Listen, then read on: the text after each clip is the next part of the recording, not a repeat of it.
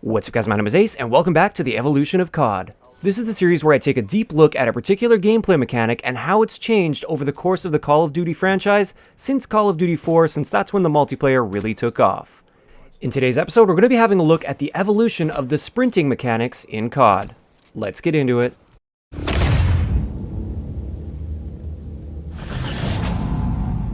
Alright guys, for this episode, we're just going to hop straight into the numbers, not too many disclaimers or anything for this video. Pretty straightforward episode, but first we're going to have a look at sprint duration. We're not only going to be having a look at the standard sprint duration without any perks equipped, we're also going to have a look at the extended sprint duration that you get with either marathon or extreme conditioning. First up, let's compare all the standard sprint durations with these games. Like I said, this is without any perks equipped. And as you can see, all of the Call of Duty games that don't have unlimited sprint, which is Advanced Warfare, Black Ops 3, and Infinite Warfare, they all have exactly the same sprint duration at 4 seconds. So you can sprint for 4 seconds before you have to stop and catch your breath. As for our extended sprint duration, so this is including the Marathon or the Extreme Conditioning perk, with Call of Duty 4 and World at War with Extreme Conditioning, you double your sprint duration at 8 seconds, and the same thing holds true for Modern Warfare 3, Black Ops 2, Ghosts, and also CoD World War 2. Keep in mind, with CoD World War 2, there's no Extreme Conditioning perk, it's actually a division skill that's attached to the Airborne division. Now the exceptions to this, obviously the games that already have unlimited sprint as the base unlimited sprint, they don't have a perk for this, it's still going to be unlimited no matter what. But Modern Warfare 2 has Marathon, and in Modern Warfare 2 with the Marathon perk, you get unlimited sprint. The same thing goes for Marathon Pro in Black Ops 1. Now, if you don't have the Pro version of Marathon in Black Ops 1, it only doubles your sprint duration at 8 seconds, just like with all the other Call of Duties. But once you unlock that Pro version, then you get unlimited sprint. So you can see here that aside from the Advanced Movement Call of Duties, Advanced Warfare, Black Ops 3, and Infinite Warfare as the exceptions, most Call of Duty games are pretty much the same when it comes to your sprint durations. It's going to be a standard sprint duration of 4 seconds, and then for the most part you have a perk that will double your sprint duration, with the exception of Modern Warfare 2, as well as Marathon Pro in Black Ops 1.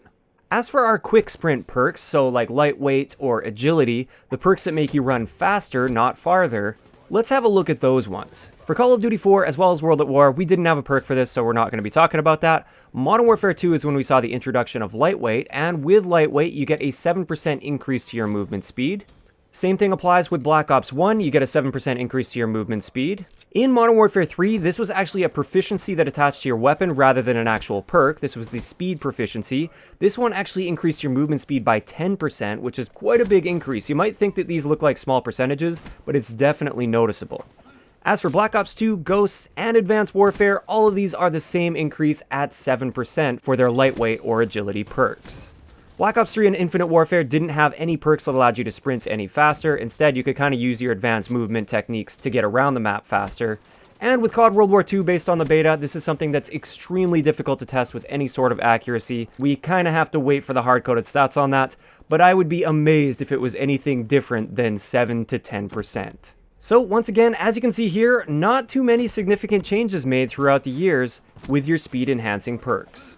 Now, another important factor that a lot of people don't consider when it comes to sprinting in Call of Duty is what determines your sprint speed, because various guns have different sprint multipliers, so LMGs, for instance, will have a slower sprint speed compared to an SMG. And in different Call of Duty games, depending on what gun is in your hand, as well as what gun's in your inventory, or what gun you spawned with, they have different means of determining which one of the guns you have is going to affect your movement speed. That might sound a little bit confusing, but let's just hop into this and it'll make sense as I start to explain it. For Call of Duty 4, World at War, and Modern Warfare 2, your sprint speed is determined when you spawn. The moment you spawn in a life, if you spawn in with an assault rifle, for the remainder of that life, no matter what, you are getting assault rifle sprint speed. If you spawn in with an LMG, no matter what, doesn't matter if you drop your LMG, pick up another gun, you will have LMG sprint speed. You can switch to your pistol, it doesn't make you run any faster. You can pick up another gun, doesn't make you run any different speed at all. Black Ops 1 is where they change this around, and in this game, the gun that is in your hand is what determines your sprint speed. So let's just say you're using an LMG as well as a pistol on your class. When the LMG is in your hand, you get LMG sprint speed. But when you switch over to your pistol, you now get pistol sprint speed. And this allowed people to take advantage of that by switching to their pistol to get from point A to point B, and then they can switch back to their primary and get slowed down by that. And this was great in my opinion. Modern Warfare 3 kind of took a step backwards, but it is a little bit unique here. In this game, you have 2 guns in your inventory. Your sprint speed is determined by the heaviest of the 2 guns in your inventory. By heaviest, I mean the lowest mobility gun. So for instance, if you have an SMG and you pick up an LMG while you're on your way, even if your SMG is in your hand but that LMG is on your back, you will get LMG sprint speed. And it would happen the exact same way if it were the other way around. So if you started with an LMG, picked up an SMG, either way, whether that LMG is out or that SMG is out, you're getting LMG sprint speed because it's weighing you down. This one makes the most realistic sense, I think, because you would be weighed down regardless of which one is in your hand and which one's on your back. But from a gameplay standpoint, myself, as well as I believe a lot of other Call of Duty players, preferred the Black Ops 1 method, where your sprint speed was determined by the gun in your hand. And it seems like the Call of Duty developers took note of that because every Call of Duty following Modern Warfare 3 has determined your sprint speed by the weapon in your hand. This holds true in CoD World War II as well. I did a little bit of testing within the beta, and it was very clear that the gun that was in your hand is what determined your sprint speed.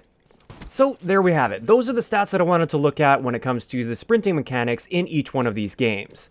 Now, a big question you might be asking is, what about the standard sprint speed across all of the games? Are they different? Are they the same? And honestly, that's something I can't give you an answer to. The thing is, when you're looking at the hard-coded numbers, everything is done in multipliers, and each Call of Duty sets their own standard for what their sprint speed is for that particular Call of Duty game. They could be using the exact same values across all Call of Duty games, or they could just make up their own base sprint value. All we really get to see are the multipliers. I strongly feel that the sprint speed is very similar across all of the Call of Duty titles, but I can't confirm that with any sort of accuracy. Now, another thing you might be asking yourself is, how can this be right? How can Call of Duty 4 have the same sprint duration as Black Ops 2, for instance? A lot of people wouldn't have expected that at all. I've heard so many complaints over the years how when they go back to Call of Duty 4, it feels like your soldier can only take a few steps before he runs out of breath, and it's really annoying, and it's so nice in Black Ops 2 how you don't have to worry about that. Well, in reality, the sprint durations are exactly the same, but I strongly feel our perception of this is skewed due to the map design. With Call of Duty 4, oftentimes, depending on the map of course, but on a lot of the maps, you have a lot more distance to cover between 2 pieces of cover. So if you want to go from point A to point B, you're probably going to run out of breath at some point between point A and point B at least once. Whereas in Black Ops 2, when you look at their map design, moving from cover to cover is usually well within a 4-second window of sprinting. So in Black Ops 2, you don't have to worry nearly as much about running out of breath out in the open because there's always a piece of cover you can get to within 4 seconds of sprinting. I strongly feel this is the biggest reason for our skewed perception of the sprint mechanics in Call of Duty, but I'd like to know in the comment section below, did any of these results surprise you? Were you kind of like me where you were thinking that there's no way Black Ops 2 and CoD 4 had the same sprint durations? If you enjoyed the video, a like rating is always appreciated, and don't forget to subscribe for more if you haven't already.